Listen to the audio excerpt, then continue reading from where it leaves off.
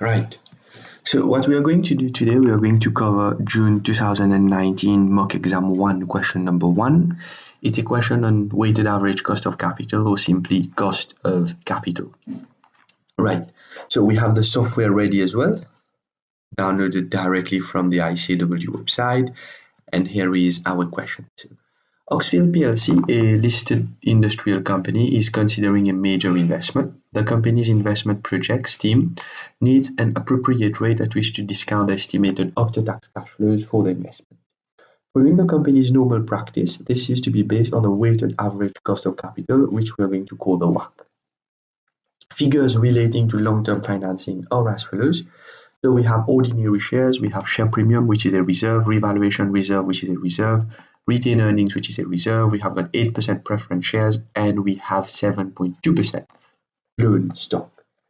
So by observing this table, we can see that we have got three main sources of finance. The first one is ordinary shares, which we call equity.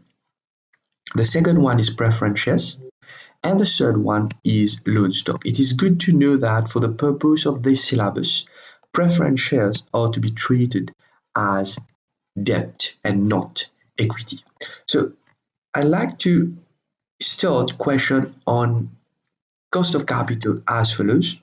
So we are going to write sources in the first column, cost in the second column, and market value in the third column. So from the question, we can see that we have ordinary shares, which we call equity. We have preference shares, and we have loan stock. So these are the three sources of finance. We need to know the cost of each of these three sources of finance. This we are going to call K, which is the cost of equity. This we are going to call KP, which is the cost of preference shares. And this is going to be KD, which is the cost of debt. Then we are going to calculate the market value of ordinary shares, the market value of preference shares, and the market value of loan stock. Let's get started. The loan stock interest for the current year has just been paid. This is very important, okay, this sentence. This means that the price of loan stock is X interest price. And we know that for computation or calculation of price or cost of capital, we always use X interest price and X div price for the case of shares. Interest is payable at the end of each of the next 3 years, and all of the loan stock is to be redeemed in cash at 5% premium at the end of 3 years. So we use the format for loan stock. So we are going to consider loan stock first. So we have got the year, we have the cash flow. We are going to apply one discount factor to calculate the present value. We are going to apply another discount factor and calculate another present value. So this is year 0, year 1, year 3, and year 3, right? Here it is.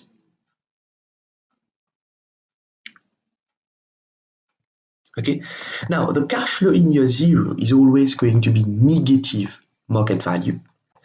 Year 1 to year 3, this is what we call an annuity, and it's going to be the interest, which is the coupon, and year 3 is going to be the redemption value.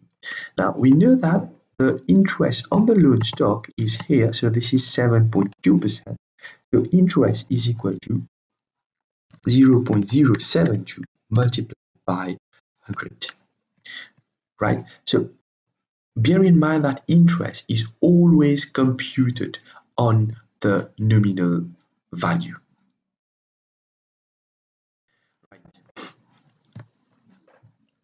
Sorry for that. And then we have, it says that the loan stock is going to be redeemed in cash at 5% premium. So the redemption value at par is 100. Given that it's going to be redeemable at 5% premium, so you're going to multiply by 1.05, so it gives you 105, the redemption value. Now in year 0, it's always going to be negative the market value, so you're going to assume that you're going to buy the bond now, so it is an outflow of money. Right, so the current share price is this, and the loan stock has a current market value of 97. Bear in mind, we always have to use the X interest price, and in this case, we know that this is X interest because I repeat again, because of the sentence here, which means that the current loan interest has already been paid. So the current market value is negative 97. Now, as reference, we need two discount factor to have two present value, and then we're going to apply the IRR formula. Now, as a matter of principle, we are going to use one discount factor which is below the coupon rate. So we can use, for instance, 5%, the coupon here 7.2, and we're going to use another discount factor which is higher than the coupon rate. So instead of using 10, we are going to use 15. Use one as far as possible to be able to get a negative present value. Right? So in year one, the discount factor is always 1.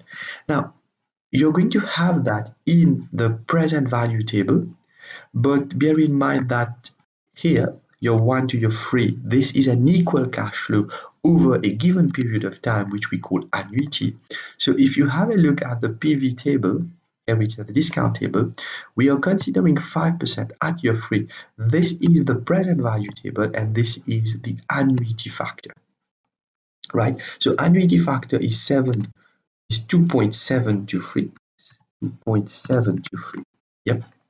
And the present value factor is 0.864. So 0.864, because this cash flow is occurring only once. So the present value is equal to this one multiplied by the discount factor is equal to this one multiplied by the discount factor is equal to this one multiplied by the discount factor.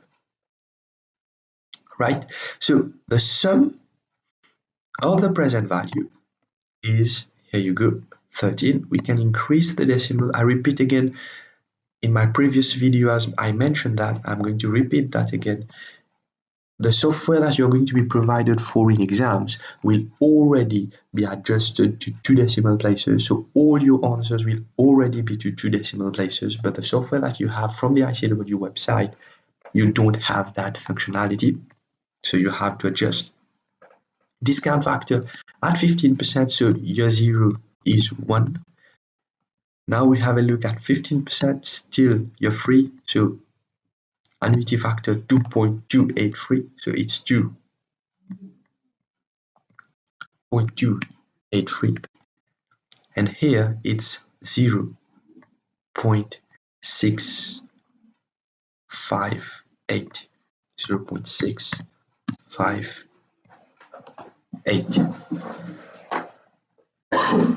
Sorry.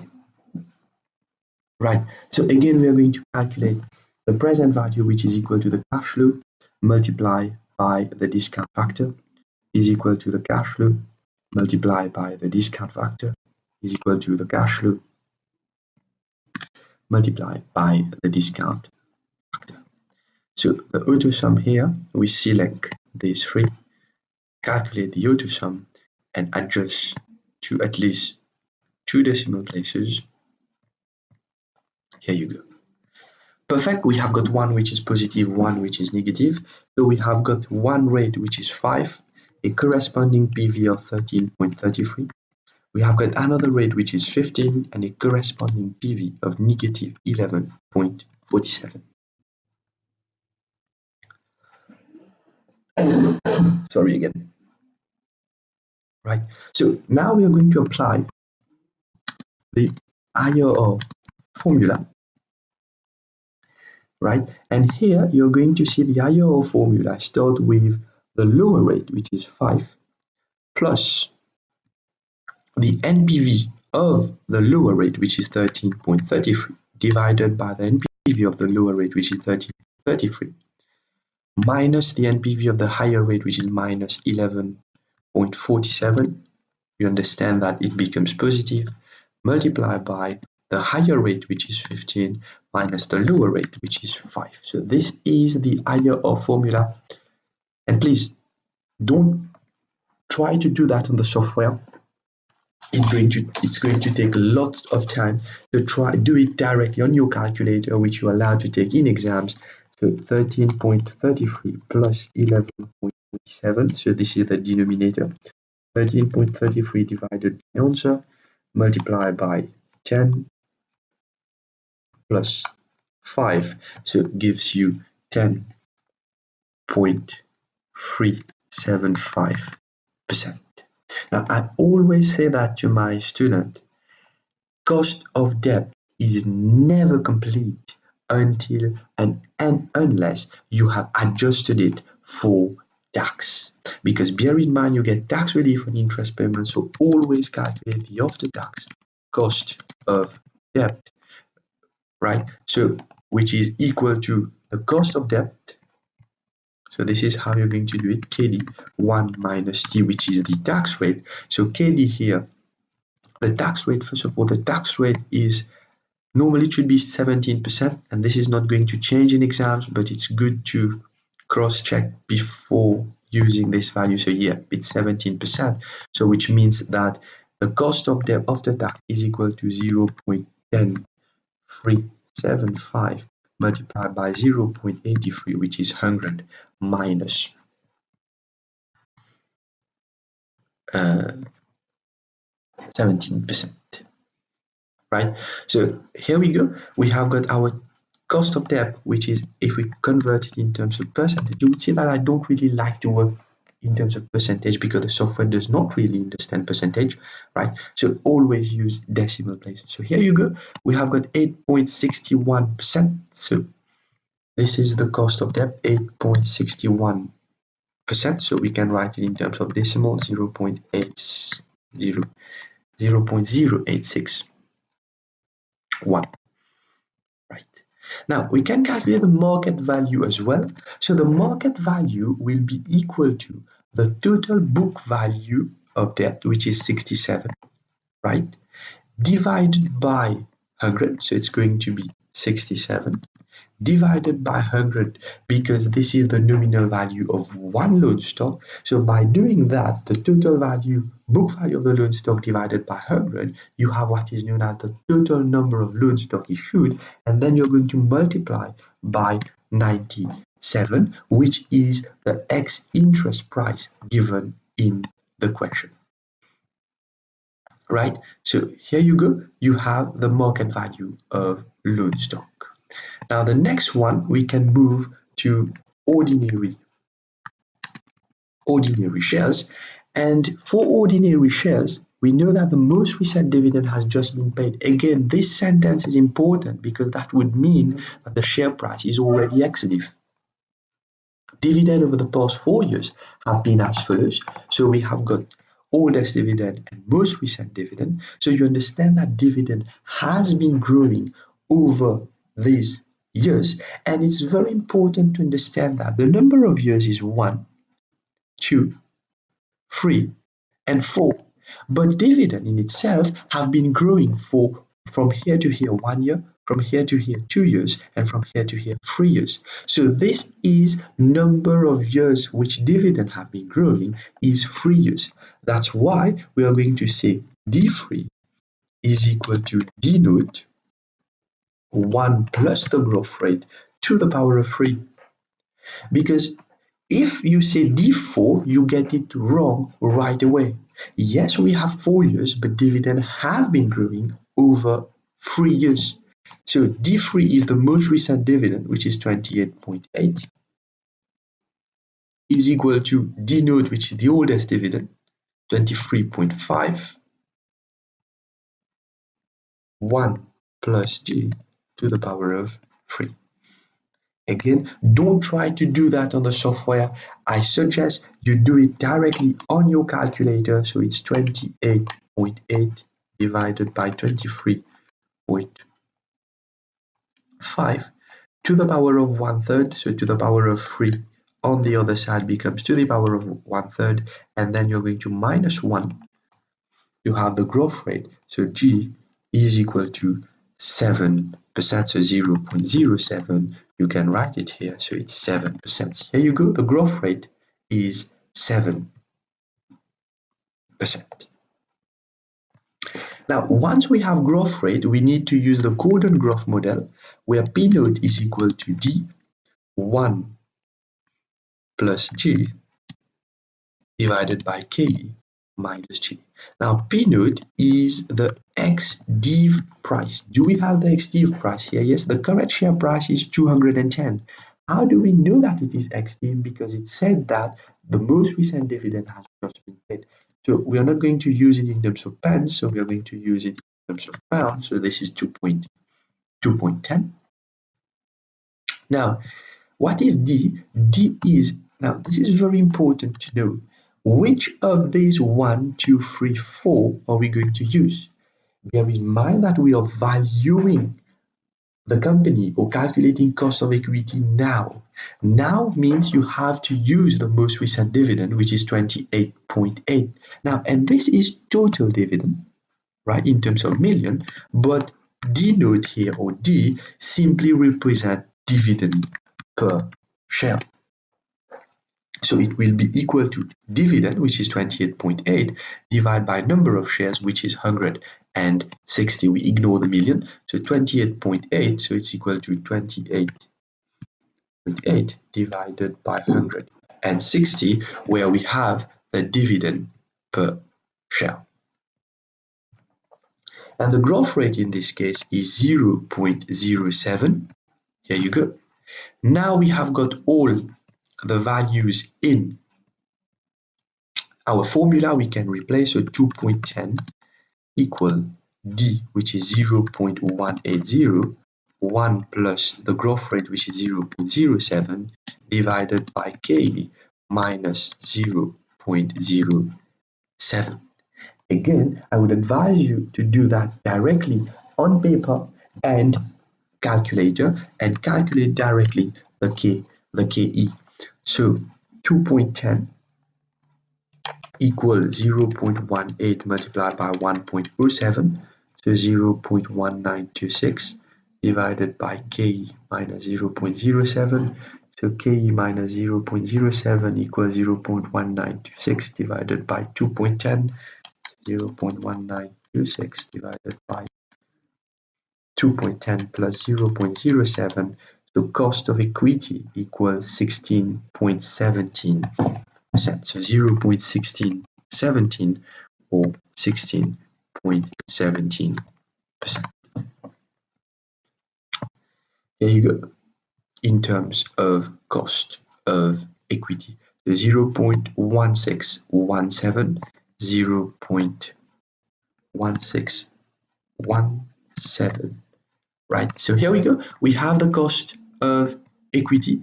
Now, how to calculate the market value of equity, which is ordinary shares?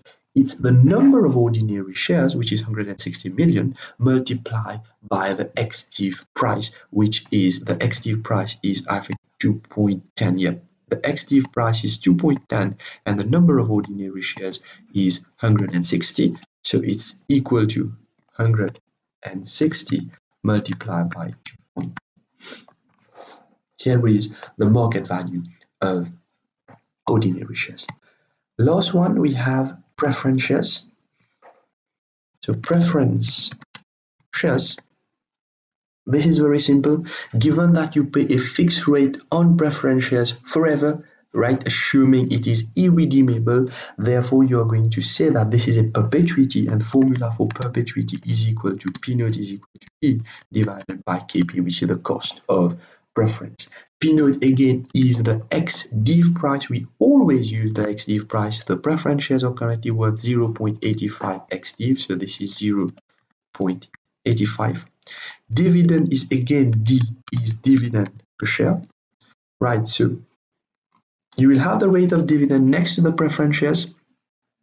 So it's 8%, 8 dividend per share. So what is the nominal value of one share? It's 1, therefore is equal to 8%, 0.08 multiplied by 1, which is the nominal value. So you have got this dividend per share. If the nominal value was 0.5, you would have take 0.08 multiplied by 0.5. Always calculate dividend and interest based on the nominal value. Right? So we can calculate, we're going to say that 0.850 is equal to D, which is 0.08 divided by KP. So we can calculate KP directly on our calculator. So 0.08 divided by 0.85. So you have got KP is 0.0941. So which is 9.41%. right? So we are going to control C here and control V. In our table, yep, again, market value of preference shares, very simple, number of preference shares. So number of preference shares is 12 million divided by 1. So we have got 12 million multiplied by the ex-div price, which is 0.85. So is equal to 12 million shares multiplied by 0.85. So we are assuming that the million is here. So this is in terms of million pounds sterling. Here you go. The table is complete with the sources of finance, the relevant cost of the sources of finance, and the market value of each source of finance. So what we can do, I'm going to control C here, and I'm going to control V here, so as we can calculate the WACC directly. So the WACC is equal to, what is the weight? Before calculating the WACC, we need to know the market value. So what is the sum of the market value, the total market value of the company, okay, of all the sources of finance is 411.